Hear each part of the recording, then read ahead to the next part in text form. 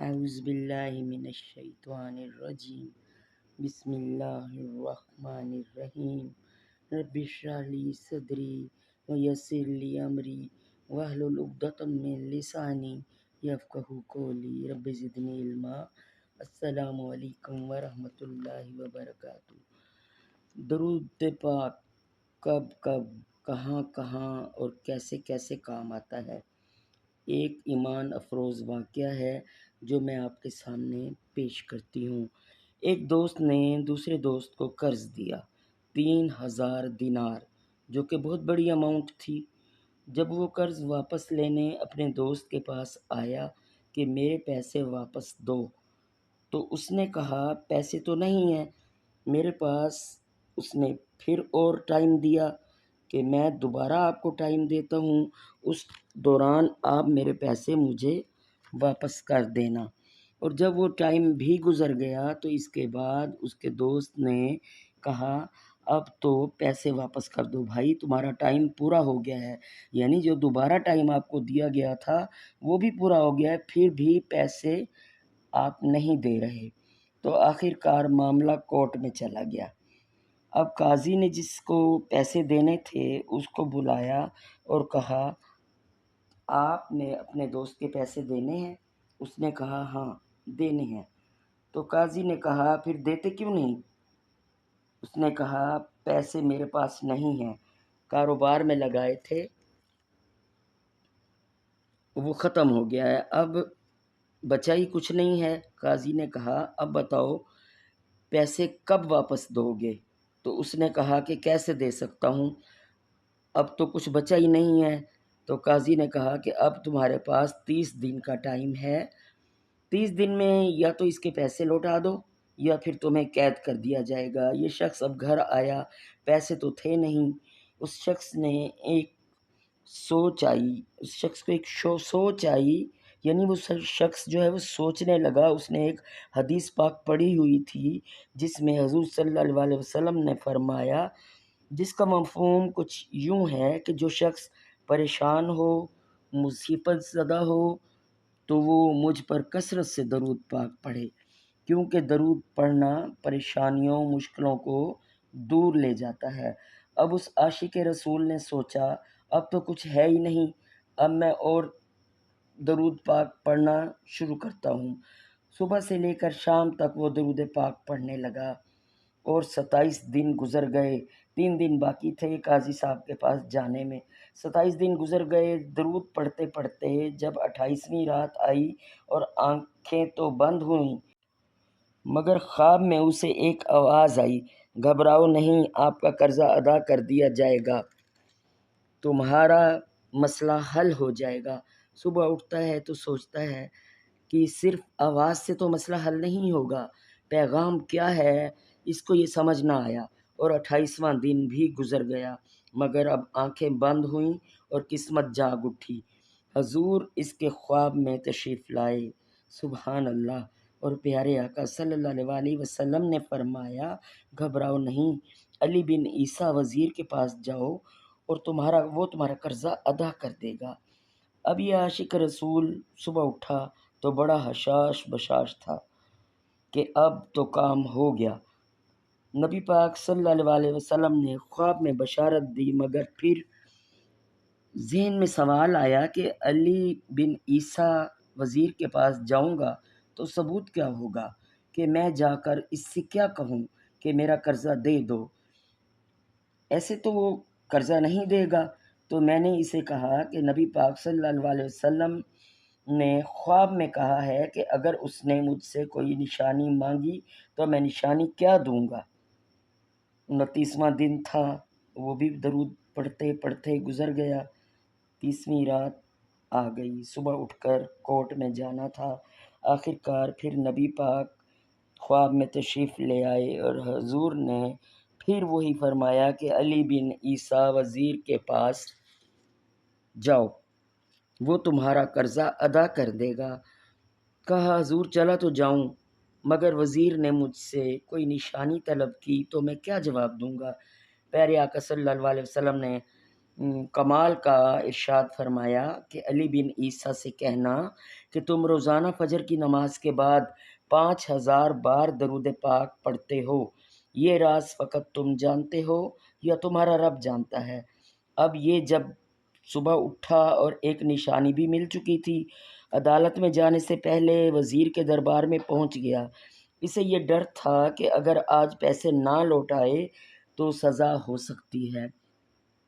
جب وزیر کے دربار میں پہنچا تو وزیر اپنے مشیروں کے ساتھ بیٹھا تھا۔ کہا، جی کس سے ملنا ہے؟ آپ نے کیا بات کرنی ہے؟ انہوں نے فرمایا کہ بتاؤ کیا بات ہے؟ کہا، میں ایک پیغام لایا ہوں آپ کے لیے۔ اچھا، کس کا پیغام لائے ہو؟ کہا، میں نبی کریم صلی اللہ علیہ وسلم کا پیغام لایا ہوں۔ وہ عاشق رسول وزیر تھا۔ کہا، بتاؤ میرے آقا نے کیا پیغام دیا ہے؟ کہا، حضور میں 3000 دینار کا مقروض ہوں۔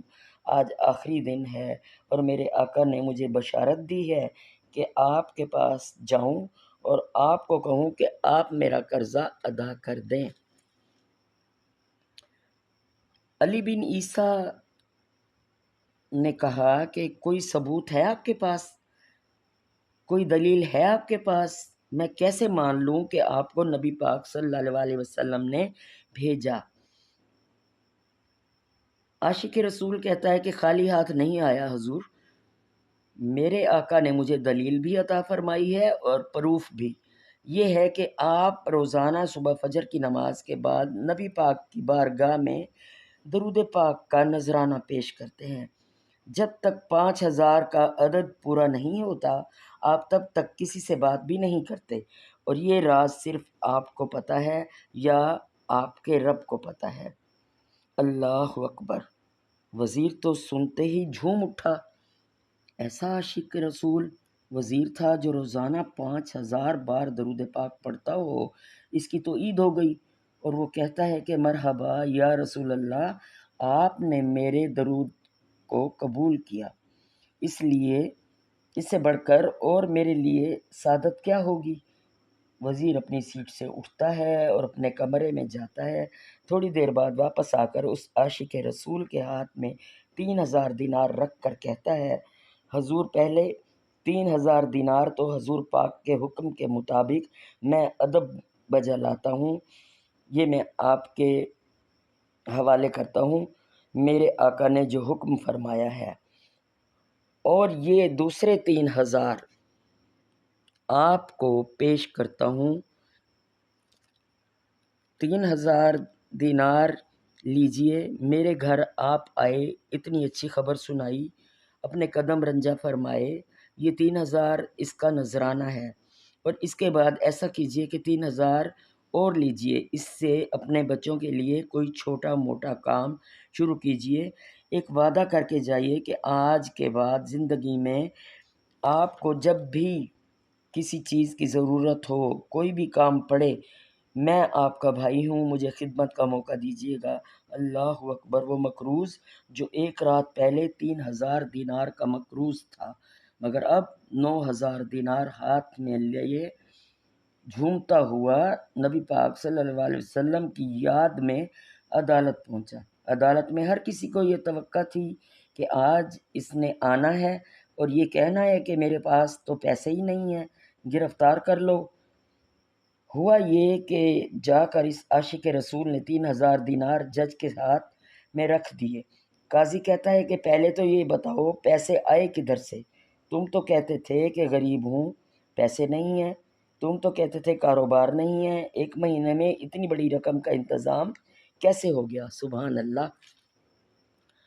اس عاشق رسول نے گویا زبان حال سے یہ کہا ہوگا، کرم ہے ان کا ورنہ مجھ میں تو ایسی بات نہیں، کرم ہے ان کا ورنہ مجھ میں تو ایسی بات نہیں، اتنا دیا سرکار نے جتنی میری اوقات نہیں۔ اس نے وہ پورا واقعہ بھری عدالت میں سنا دیا۔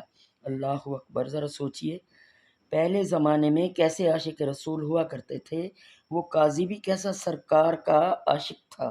وہ اپنی سیٹ سے اٹھتا ہے اور بھری عدالت میں اپنے چیمبر میں جاتا ہے، اور تھوڑی دیر بعد واپس آ کر اس کے ہاتھ میں بھی 3000 دینار ہوتے ہیں، اور وہ 3000 دینار وہ عاشق رسول کے ہاتھ میں رکھتا ہے۔ سارا ثواب علی بن عیسیٰ کیسے لے جائے؟ یہ میں برداشت نہیں کرتا، میں بھی تو نبی پاک کا غلام ہوں، تمہارا قرضہ میں ادا کرتا ہوں۔ اب ایک عجیب معاملہ بن گیا، جس نے دعویٰ کیا تھا وہ بھی یہ سارا منظر دیکھ رہا تھا۔ کہتا ہے کہ جج صاحب ذرا رکیے، میں بھی اپنے آقا کا امتی ہوں، اور ایک کام کیجئے، قلم کاغذ منگوائیے، اس عاشق رسول کا قرضہ ہی میں معاف کر دیتا ہوں۔ اب عاشق رسول نے واپس 3000 دینار جو جج صاحب نے دیے تھے وہ واپس جج صاحب کو دیے کہ حضور یہ پیسے آپ ہی رکھ لیں، کیونکہ اب تو قرضہ ہی معاف ہو گیا، اب آپ کے پیسوں کا میں نے کیا کرنا ہے؟ جج صاحب کہتے ہیں یہ پیسے نبی پاک صلی اللہ علیہ وسلم پر نکالے ہیں، ان کے نام پر نکالے گئے ہیں، اب مجھے واپس نہیں چاہیے، یہ بھی تم اپنے ساتھ لے جاؤ۔ اللہ اکبر! ساتھیوں دیکھو، ذرا سوچو، جو عاشق رسول ایک رات پہلے 3000 دینار کا مقروض تھا، اب 12000 دینار گھر لے کر واپس جا رہا تھا۔ اس ایک واقعے کے اندر ہم سب کے لیے یہ درس ہے، یہ پیغام ہے کہ درود پاک کی کتنی فضیلت ہے۔ دکھوں نے تم کو جو گھیرا ہو تو درود پڑھو، دکھوں نے تم کو جو گھیرا ہو تو درود پڑھو، جو حاضری کی تمنا ہو تو درود پڑھو۔ اس سب سے ظاہر ہوتا ہے کہ اگر آپ کو دکھوں نے گھیرا ہے، قرضوں میں مبتلا ہیں، یہ کسی بھی قسم کی پریشانی میں مبتلا ہیں، تو کثرت سے درود پاک پڑھیں۔ اور کثرت سے درود پاک پڑھنے کی کیا تعداد ہوتی ہے؟ یعنی اگر آپ روزانہ 313 مرتبہ درود پاک پڑھیں گے تو وہ کثرت میں شمار ہوگا، یعنی وہ آپ کو کثرت میں گنا جائے گا درود پاک پڑھنا، تو اس لیے آپ سب 313 بار کا معمول بنا لیں، تمام مسائل حل ہو جائیں گے انشاءاللہ۔ اگر آپ کو ویڈیو پسند آئی ہو تو لائک اور سبسکرائب کریں، اور اجازت کے لیے چینل کو سبسکرائب کر دیں، بیل آئیکن دبانا نہ بھولیں تاکہ آئندہ آنے والی ویڈیو آپ تک بآسانی پہنچ سکے۔ جزاک اللہ خیر۔